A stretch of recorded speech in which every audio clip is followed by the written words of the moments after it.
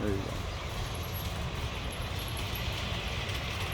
And it goes into the garage around the 20-foot curve and back out the other side.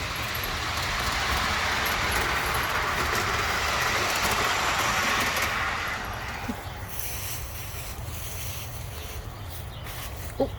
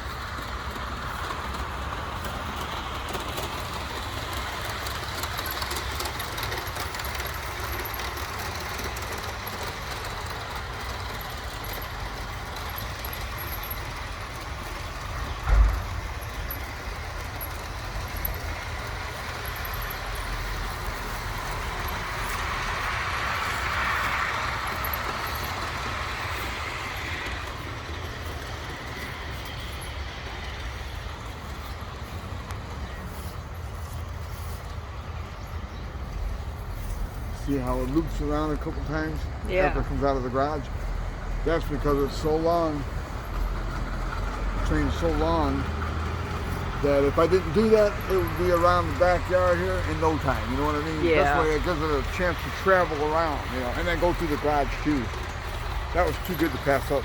Yeah. Not using the garage, you know? Yeah. I just wish I had the passenger cars going right now.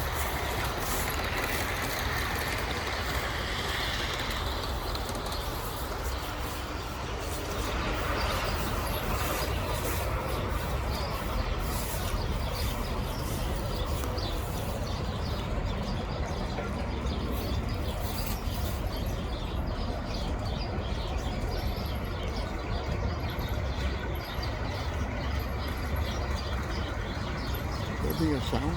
Mm-hmm. Oh, okay, good. I was say, this whole assembly right now is just the first phase, and it's the passenger line, Yeah. and then there will be a trolley line and a branch line next year. I'll have that done. That way I'll have 3 individual lines running. The main line up high, 6 feet is where it is, and then a little bit lower at about 4.5 to 5 feet will be the trolley line, and then lower than that will be the branch line. I have Santa Fe, Burlington Northern, and Union Pacific engines to pull my train. And I've got a nice trolley with a whole bunch of people on it, which I like to run at night because it's nice and bright and it looks really cool. I've got about a little under 500 feet of track for the whole layout, including in the garage. And as you can see, if I were running it slower, it'd take quite a while to make a whole loop. Yeah. And everything you see here is just the framework. All the hills, mountains, bridges, trestles, tunnels, and all that will come later after I work all the electrical bugs out of this thing.